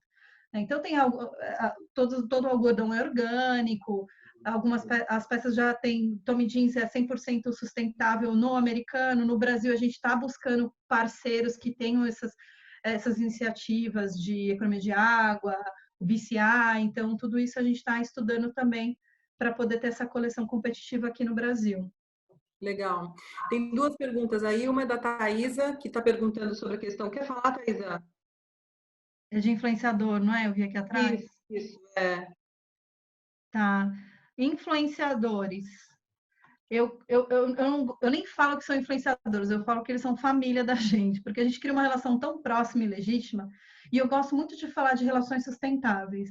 Né? Então, quando a gente cria um relacionamento com o influenciador, não pode ser só um tiro de canhão. Ele tem que fazer parte de toda a estratégia, ele tem que fazer parte... as pessoas identificam essa pessoa como sendo parte da sua família. Eu tenho um exemplo muito claro disso, não sei se o Kaique está aqui ainda, mas o Gimayer, que ele agencia, ele é um menino super legal. O Kaique está aqui. Ele é um menino super legal que vocês deveriam seguir, e ele é cantor, músico, e a gente começou uma história muito legal com o Tommy Jeans, que Tommy Jeans é minha linha street, é minha linha urbana. Então, eles estiveram com a gente em Nova York para prestigiar o evento. A gente fez um evento Tommy Jeans, o Kaique convidou todo o mailing dele, que é uma galera de street mesmo, que tem tudo a ver com essa nova marca.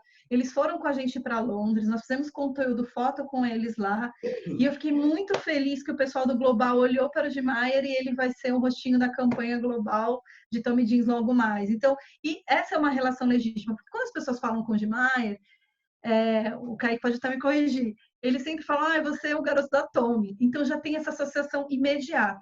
Então, a gente cria essas relações realmente a longo prazo. Quem esteve comigo na Levis como influenciador sabe que a gente sempre estava junto, todos os eventos, todos os projetos, tudo que a gente conseguia de adequar. Aí vai em Fashion Week, vamos vestir. Então, as pessoas identificam aquela pessoa como sendo um embaixador da marca. né? Não dá para ficar dando tiros com vários influenciadores. E não precisa ser a pessoa que tem 1 milhão de seguidores.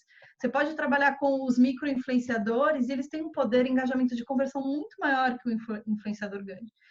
E hoje esse é um dos fatores que a gente analisa nesse relacionamento com o influenciador. Não é só o número de seguidores, mas o engajamento que ele tem, se ele consegue se comunicar bem com a audiência dele. Gente, essa live é internacional, viu, gente? Tem gente do México, Estados Unidos, super legal. Gente, eu tenho uma pergunta depois, mas continue. Então eu estava falando o bacana é isso, essas relações que façam sentido, legítimas. As pessoas entendem, nossa, fez um post hoje da minha marca e no dia seguinte está no concorrente. É isso que acontece. Né? Então, acho que a gente tem que ir fazendo conteúdos, criando essa relação, que as pessoas vão identificar realmente que aquela pessoa tem a cara da marca, né? E é assim que a gente trabalha. Não sei se eu respondi, Thaís, isso era mais ou menos isso que você tinha dúvida? Mais uma pergunta aí, Kaique. Abre a cara, Kaique. Mostra a Kaique, deixa a gente te ver. Não,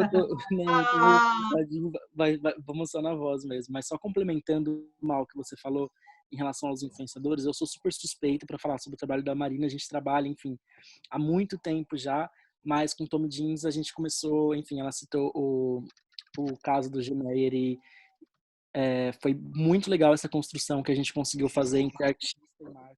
Como ela falou, a gente esteve no que ela mostrou para vocês com Zendaya em Nova York e a gente conseguiu sentir, foi o primeiro projeto de Maia, da Marina com Tommy, e a gente começou a acompanhar essa construção, né, dessa história de Tommy Jeans no Brasil, e a gente sentiu muito do que é a Tommy na essência, né? A gente pôde ver muito de perto, tá em contato com os influenciadores globais da Tommy, gente do mundo inteiro.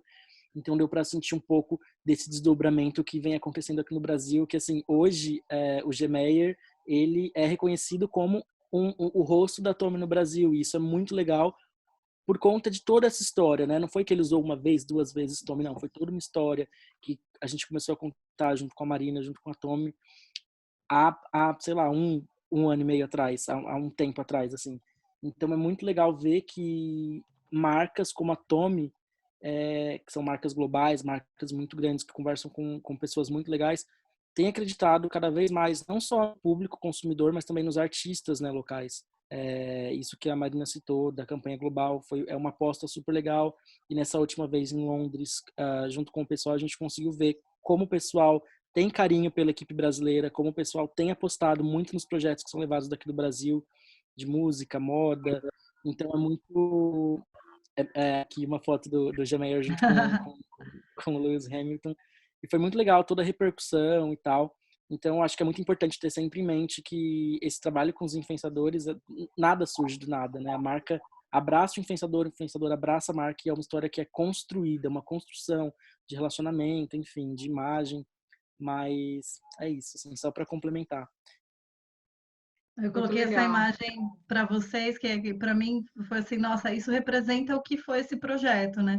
A gente tem o embaixador Luiz, que construiu uma história junto com a gente. Eu tive deixa eu tirar aqui para olhar para vocês, esse IEUG, que conseguiu essa foto bacana e saiu no conteúdo do Global. Então, a gente ficou bem feliz, porque os influenciadores que a gente levou tinha tanta identidade com o projeto, que eles entraram no feed, eles quiseram fazer stories, fizeram um vídeo com eles, foi muito bacana.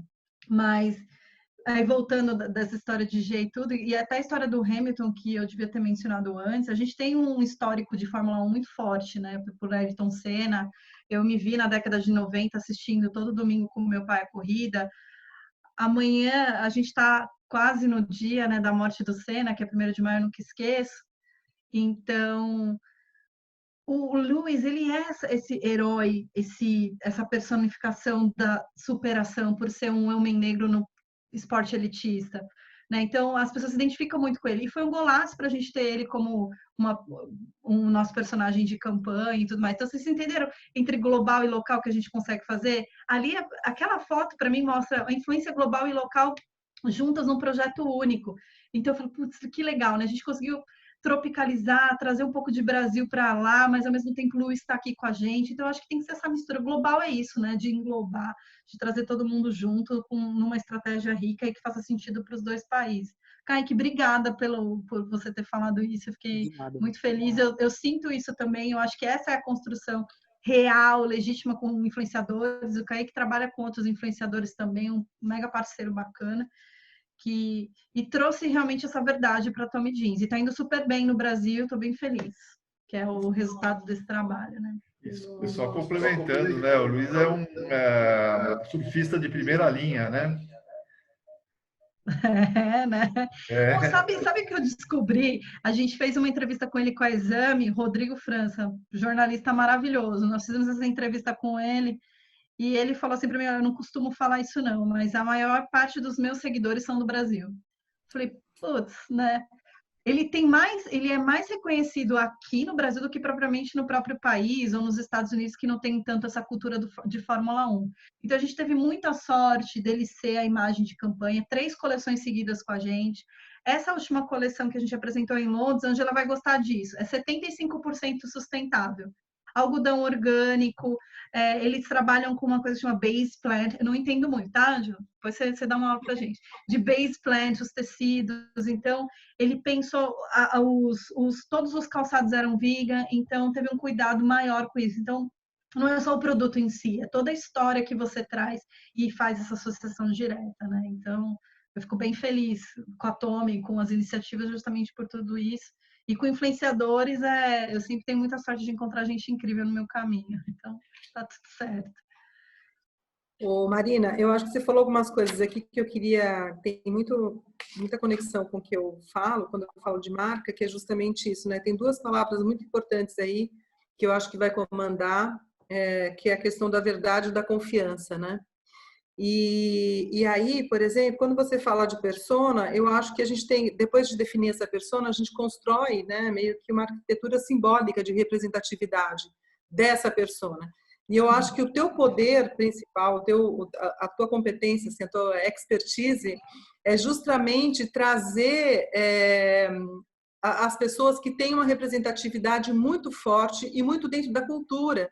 Porque eu acho que a gente se conecta com as marcas, ou a gente entende a legitimidade das marcas, quando a gente tem essa comunhão de valores e cultura, né? Então, eu acho que a tua grande estratégia, assim, a tua assertividade foi justamente entender isso, né? E eu imagino que, ao mesmo tempo, se diferencia, porque você não está pegando alguém que é de mainstream, né? Você está pegando alguém que, de fato, às vezes é raiz e está falando e coloca o produto dentro dessa esfera, né? Dentro desse ambiente, dentro desse contexto.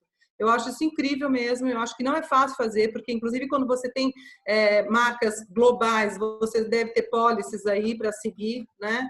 E isso tudo vira muito respirar a marca, né? E no evento da Leves que você fazia, ou mesmo agora que a gente assistiu da Tommy, é respirar, é poder realmente, o que você está sentindo ali é verdade, o que você está sentindo aí é legítimo, né?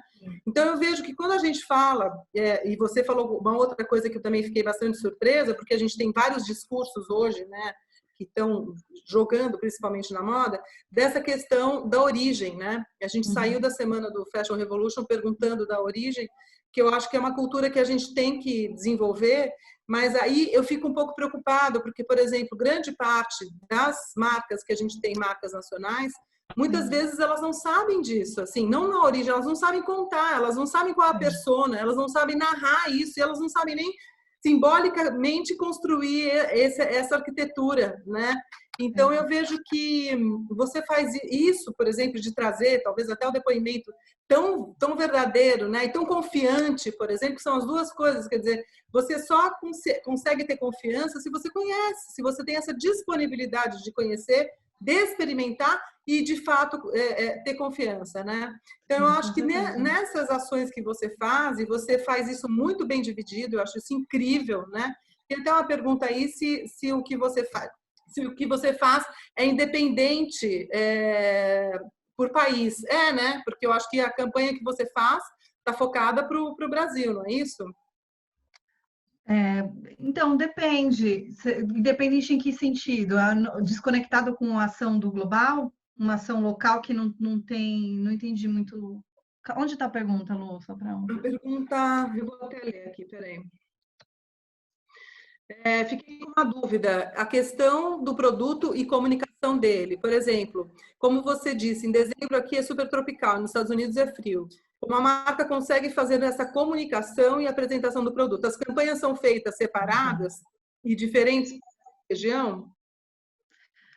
Então, exatamente. A gente não consegue fazer essa comunicação, por exemplo, quando eu recebo os materiais, isso Leves e Tommy, tá?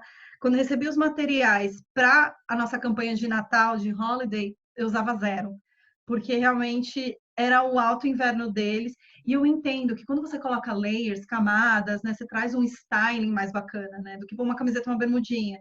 Então, vende um pouco mais ao apelo fashion, todas as camadas, jaqueta de couro, puffer e tudo, do que propriamente um vestido básico só com uma sandália.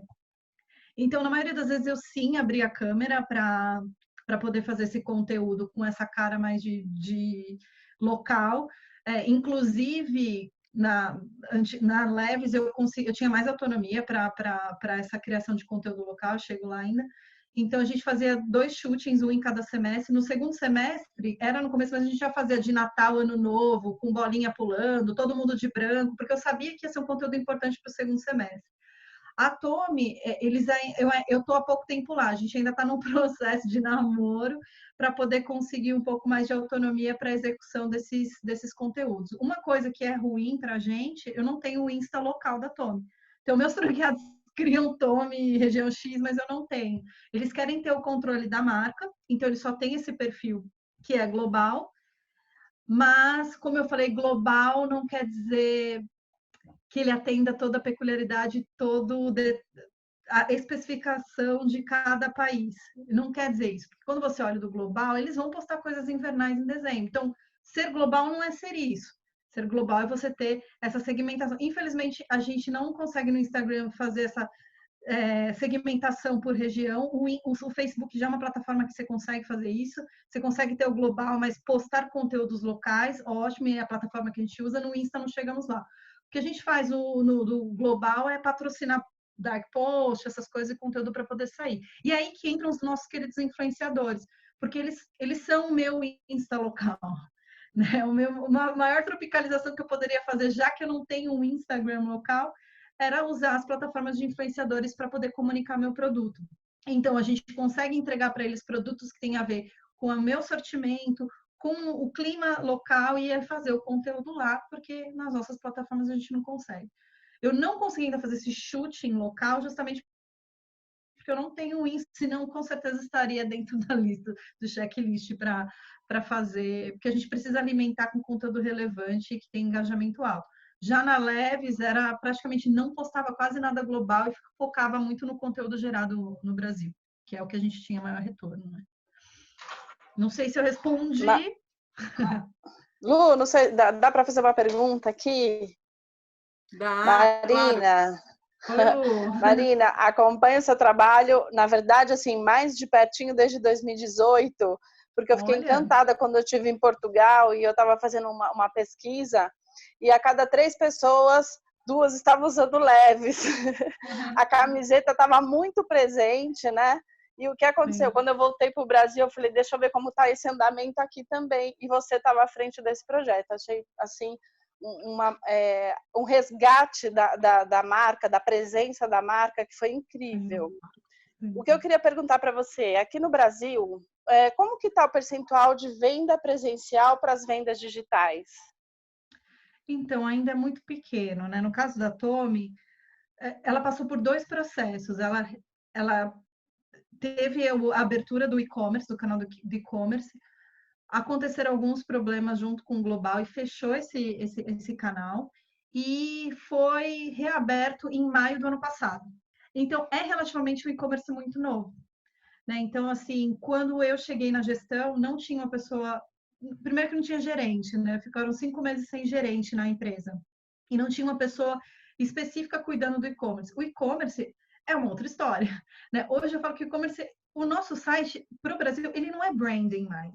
Você não conta uma história, você não posta mais vídeo. Hoje as pessoas querem entrar e comprar. Virou uma loja. Né? Então, tinha que ser uma pessoa também com olhar comercial para estar cuidando dessa plataforma. Então, quando eu cheguei, fiz uma mudança geral com agências. A gente trouxe uma agência focada em performance. para fazer todo esse trabalho. Já que eu não tinha uma Insta local, eu peguei uma agência com mais foco em resultado, em vendas, do que geração de conteúdo. Quando tiver um Insta local, a gente repensa essa estratégia também de ter uma outra agência criando para a gente. Mas focada nisso, e a gente trouxe uma pessoa com um olhar de marketing comercial para respirar o e-commerce, porque você tem que olhar todos os dias, né? Você tem que criar oportunidades, tem que olhar o estoque, olha uma oportunidade, vamos baixar o preço, vamos fazer um CRM, vamos segmentar melhor essa base, vamos falar com essa base que converte. E hoje em dia, é a nossa única loja hoje, todas as lojas estão fechadas, ela está performando bem melhor do que o ano passado. Ainda é pequeno comparado com o nosso business, né? A gente tem ainda uma participação muito forte em outlets. Acho que tem essa cultura do brasileiro de comprar Tommy em outlets, então aqui no Brasil tem uma procura muito grande. Então, a nossa maior venda, o nosso maior canal é outlets e varejo. Então, as nossas multimarcas realmente têm a maior representatividade do negócio. E o e-commerce ainda estamos engatinhando, ainda estamos mudando algumas estratégias. É uma agência bem bacana que trabalha com a gente agora, que é a iCan, posso até falar, e que traz esse olhar voltado para o negócio, sem perder a identidade e a essência da marca, né? Então, estamos performando bem, mas ainda não estamos num percentual que eu vejo outros players trabalhando, mas a gente vai chegar lá, sim, com certeza. Ô Marina, só complementando o que você falou, você acha que, né, nesse retorno para a compra presencial, a gente vai conseguir recuperar esse cliente que era presencial? Será que a gente não vai dividir um pouquinho aí com esse pessoal que está migrando para a plataforma digital? Eu acredito que sim. Né? Eu falo que esse é um momento tão incerto para a gente, né? Mas eu acho que está todo mundo com saudade de ir no shopping, de entrar numa loja, de provar um monte de peça, não sei, né? Eu vejo que tem gente que acha que quando tiver é que vai ser um momento ainda que nós vamos estar inseguros para poder sair. Então, acho que as marcas que passarem para você mais essa segurança, então até questão de agendamento de horário. Olha, então a gente vai receber no máximo 5 pessoas por hora, vai ter um provador separado. Se você receber essa segurança da loja, e eu digo que entra muito gerente de loja, uma comunicação com o seu consumidor. Não adianta eu, como marca nacional, global, mandar uma comunicação para aquele consumidor. Às vezes é o gerente no WhatsApp falando, olha, vem aqui, que das 10 às 11 não vem ninguém. Pegar os clientes VIPs, fazer todo esse trabalho para que ele se sinta seguro de ir ali. Você vai chegar aqui, a gente vai estar, nós vamos estar de máscaras, vai ter álcool gel para você, as peças são higienizadas, a gente não vai tocar no seu cartão. Então, eu acho que tem que ser uma coisa tão pessoal e humana nesse momento para que o consumidor se sinta à vontade de ir na sua loja. A experiência nunca vai substituir o e-commerce. O toque, nós brasileiros temos muito disso, né? Do toque. A gente tem um cliente que todo mundo conhece o nome dele, se chama Seu Luiz. Todo mundo conhece ele. Ele vai todo mês, Seu Luiz, vamos bater uma meta. Aí ele vai lá e compra. Então, ele virou um membro da família. Imagina a empresa inteira conhecer o nome de um cliente. Ele vai nas lojas, ele compra o nosso maior cliente. Ele quer esse contato, ele quer bater papo com o vendedor. Ele quer o styling. Né? O e-commerce, hoje ainda, eu acredito que o segundo passo é ter isso, mas o e-commerce ele não vai te dar dicas de styling. Algumas plataformas sim, mas é tão personalizado esse atendimento que é difícil você acertar naquele biotipo, no gosto que você conhece dele, no perfil de consumo dele. Eu acho que ainda nós vamos chegar lá. Eu acredito que o digital ele vai chegar lá, ainda a gente vai ter essa personalização, mas esse contato humano vai ser difícil você substituir. Eu acho que vai mudar bastante. Eu acredito que que a gente possa se adaptar a pick-up. Eu fui comprar numa loja de construção e eu não queria entrar, mas precisava comprar. E eu falei, agora não quero entrar muito grande. E aí eles tinham esse serviço de retirar no saque. Então, já estava pago, bonitinho, entrou, retirou, acabou. Eu acho que isso pode ser também uma ferramenta que as lojas físicas possam fazer para poder dar esse conforto. Colocar álcool gel logo na entrada. Eu acho que a gente vai ter que se reinventar e reaprender a tratar esse consumidor. Mas, por exemplo, não sei se vocês viram um vídeo de Blumenau que andou rodando por aí, que liberaram a quarentena e assim, o shopping ficou lotado, foi absurdo, eu me assustei. Filas, né? Filas, sem então, máscara. Então eu me questiono se realmente, né, quando a gente abrir as portas, se não vai ser aquela loucura Black Friday, todo mundo quer comprar, se realmente... Porque o brasileiro é diferente, não dá para olhar uma pesquisa dos Estados Unidos, né, uma pesquisa na Europa, nós somos tão diferentes, né, eu acho que é um povo resiliente. A gente já sofreu tanto, né? com tantas crises, com tantas outras doenças. Olha quantas doenças a gente tem, né? E eu acho que essa resiliência faz com que até o pessoal não dê tanta importância para a gravidade que é o Covid. Ah, é só mais uma gripe, né? Acho que pensam dessa forma, não entendem a gravidade, porque já passamos por muita coisa. Então, acho que talvez seja essa diferença. Todo mundo cansado da quarentena, eu acho que vai ter essa loucura de consumo. Vocês viram a Hermès, como que foi? No segundo dia, abriu a quarentena, recorde de faturamento, e eu estava lendo lá atrás nas pesquisas que falavam, ah, não, o mercado de luxo vai sofrer, não vão vender, não vai ter consumo. Gente, eu me assustei, eu falei, então, acho que talvez o que a gente pense ou as pesquisas não estão tendo uma real noção do que realmente vai acontecer daqui para frente. Não sabemos. Mas para mim, Blumenau foi um exemplo de, gente, quarentena, o que está acontecendo, né? Será que vão querer... Eu não acho que o online vai substituir a loja física. A experiência é algo que a gente consegue do contato mesmo somente na loja física, né? E eu acho que, assim, existe essa carência, né, que vem, por exemplo, a nossa balada aqui virou ir ao supermercado, né? Então a gente se arruma, fica contente, não vê a hora de chegar o horário de ir no supermercado e tal. E aí tem uma loja ali da Pafuá que eu viro a esquina, eu falo, nossa, como eu queria comprar, né? Parece que é uma coisa que te dá um impulso, assim, né? Então existe isso internamente, né? A gente está acostumado, e o que a gente tem agora aqui em Portugal, já a partir da semana que vem, já vão começar a voltar aos poucos, né? Mas só o fato de ter já tido várias notícias de como vai ser, e as máscaras, agora hoje começaram a vender máscaras no Continente, que é uma rede enorme de supermercados aqui, e dono do Sonai, um grupo grande e tal, então já existe toda essa preparação muito forte. E aí a gente saindo para ir ao supermercado, já notei assim, tem muito café aqui, né? Então eu já notei muito mais gente já indo no café, pegando um refrigerante, tomando fora, pegando o café e tomando fora, né? Coisas que aqui não tinha. Então aos poucos já vai voltando. Eu acredito que a coisa está na gente, né? Eu acho que assim a questão do varejo está na gente. É claro que talvez isso seja dividido, como a Lu colocou aí, porque a gente aprendeu, né? A gente teve uma transformação digital na marra, todo mundo, né?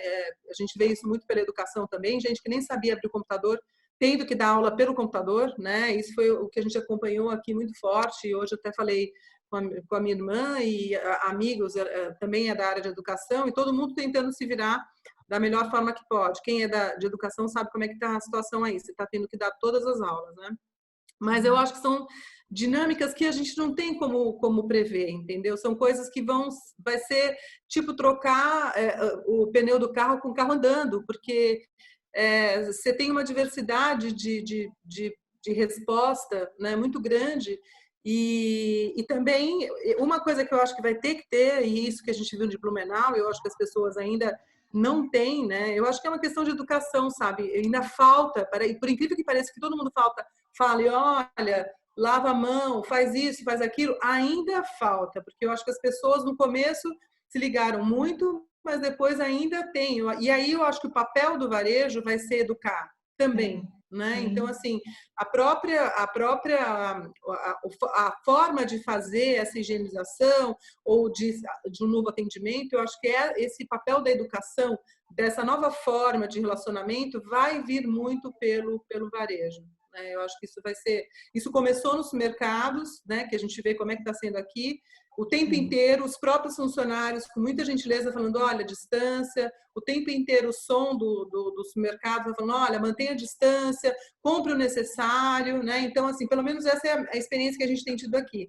E eu acredito que isso vai ser uma das corresponsabilidade também das lojas, né? Eu acredito muito com nisso. certeza. Eu acho que a parte de treinamento vai ser bem importante nessa volta, de postura mesmo, né? Do cliente com o vendedor. Aquele cliente que você tem mais amizade, que automaticamente você vai abraçar, né? Você tem que manter esse distanciamento. Então, tem que tomar muito cuidado. Eu fui até não era um supermercado, só vendia frios, e eles E é legal que a gente está aprendendo com os supermercados essas coisas, né? Eles estão ali atrás nos ensinando. Cheguei, era álcool gel em tudo. Eles no caixa fizeram uma placa de PVC transparente, todos de máscara, manuseando as coisas de luva. Então trouxe essa tranquilidade e fez com que a gente aprendesse, né? Então eu sabia da história do pick-up na loja de material de construção. Falei, poxa, legal, acho que isso é uma coisa que a gente consegue adaptar no nosso negócio. A gente antecipou o Omnichannel de forma forçada, né? Eu não tinha plataforma de Omnichannel funcionando, mas a gente criou uma história até com o franqueado de gerar um cupom e ele vai ganhar uma comissão sobre a venda online para poder inserir ele no negócio. E, tipo, não tá dentro do meu site, é manual, porque a gente teve que apressar todo esse processo. Tava lá e a gente tava ali, vamos fazer, chegou, vamos fazer e acabou, vamos criar as artes e se reinventar nesse processo, né? Então, acho que muitas marcas vão sair mais fortalecidas. Eu acho que as marcas que não tiverem uma identidade muito legítima nesse momento, talvez perca força e vai ser uma pena. E não estou falando porque é uma marca local que ela vai perder para uma marca global, não tem nada disso, mas tem que ser uma marca que tenha um trabalho sólido, consistente com o seu consumidor, a comunicação que ele vai fazer, né, muito assertiva. A gente tem marcas locais, a gente tem um mercado de moda local muito forte, né? Não estou falando da marca pequena, da pequena confecção, mas a gente tem Reserva, a gente tem Farm, que são marcas que brilham até no olhar de quem vem de fora, né? E são marcas que também estão indo para um processo de internacionalização. Então a gente tem que... O brasileiro é muito criativo, né? O mercado de moda do Brasil é muito criativo. Então use isso a seu favor. O que você tem de diferente, né? O que uma marca local tem de diferente, o que ela traz comparada com uma outra marca, né? A gente fala de orgulho nacional, né? Da marca ter as cores, ter a paleta florida, né? Igual tem as peças que são feitas aqui no Brasil. A gente traz essa relevância cultural. Carnaval, gente, você vê, todas as marcas têm uma coleção específica para carnaval. Aí a gente que é marca global fica inventando. Esse coloridinho aqui eu vou colocar ali. Mas você vê nichos, né? Espaços nas lojas, dando espaço para o carnaval, para os bloquinhos, que virou um momento cultural local muito relevante. E que lá fora eles não sabem nem o que é isso, né? Esse momento que a gente viveu, né? A sazonalidade, ele consegue adaptar aquele produto à temperatura local, tem a questão de representatividade das campanhas, responsabilidade social, prestígio da economia local, tem muitas outras coisas, né? O que a marca global traz é a questão do status, do prestígio, de procedência, a gente sabe que é um produto seguro, confiável, qualidade, e o storytelling, né? Esse storytelling que eu acho que as marcas locais elas podem abrir seu olhar para isso. Se ela contar uma história muito certinha em relação ao produto que ela tem por ser único, o que diferencia ela de outras marcas? Ela vai ter seu espaço aqui. Eu vejo várias marcas locais que fazem esse trabalho muito bem feito e que estão aí ganhando seu espaço, né? A gente compra, a gente prestigia, gosta, mas que tem que ter a sua identidade, né? Não adianta você copiar fast fashion ou copiar uma marca global, porque não é você. Você vai encontrar lá, né, com uma qualidade superior, talvez, uma tecnologia diferenciada. Mas o que você tem de único e especial? É isso que diferencia, né? Locais de globais. Muito bem, nossa, quase 2 horas, Marina. Meu Deus, gente, desculpa, segurar vocês tanto tempo. Não, imagina, foi maravilhoso. Passou em 5 minutos. Super obrigado, Marina. Sério? Nossa, maravilhoso mesmo. Parabéns. Que bom, que bom. Era para ser um bate-papo mesmo. Eu falei para você, né? Ai, tanto conteúdo, como é que faz, né? Mas aí ficou. Vai ficar um vídeo grande para editar, hein? Verdade. Mas, gente, é muito gostoso. Eu acho que a gente fica assim aguardando o próximo. Quero agradecer até aí no chat a entrada do grupo. Se quiser participar também, até o próximo Me Dá o Mic. E, gente, só agradecimentos, realmente, eu acho que eu estou cada vez mais. O que eu adoro é criar situações onde eu posso aprender, né? Então, eu acho que a troca é muito, muito, muito rica e principalmente nesses momentos onde a gente tem muitas coisas no ar e às vezes você se perde e aqui a gente teve uma organização, uma participação incrível e agradeço, coisas lindas assim que você falou e que a gente tem que realmente fazer o exercício, né, de casa assim para para ver aonde é que nós vamos, qual vai ser o nosso posicionamento, o que a gente pode trazer, né, dentro desse novo, que o pessoal está chamando, né, o novo mundo aí. Vamos ver. Não. Obrigada quem ficou 2 horas aqui. Tem uma galera bem legal. A Adri saiu, até não falei dela. A Cássio. Saudade com a Cássio. Tem que fazer eventinhos para nós aqui. O Alê, meu primo, minha prima Chá. Minha mãe tá aqui. Olha que legal. Bonitinha, né? Tá todo mundo aqui, muito bom. E o pessoal que participa dos grupos. Foi muito bom. Obrigada, gente, que eu consegui sair do meu pijama. Coloquei meu vestidinho da Tommy. Foi muito bom. E podem me convidar para os próximos, estou aqui aberta para conversar. E para o pessoal do grupo, se tiver mais dúvida, não sei se consegui responder todos, manda no grupo, manda no particular, vamos trocar. Legal. Legal. Obrigada, Marina. Um beijo especial na filhota. Pode deixar, tá ali, tentando segurar para não entrar no quarto, né? Vai ser igual o vídeo, aquele vídeo, vai entrar a criancinha aqui. O grande finale, né? Entra a criancinha, a mamãe já terminou. Linda.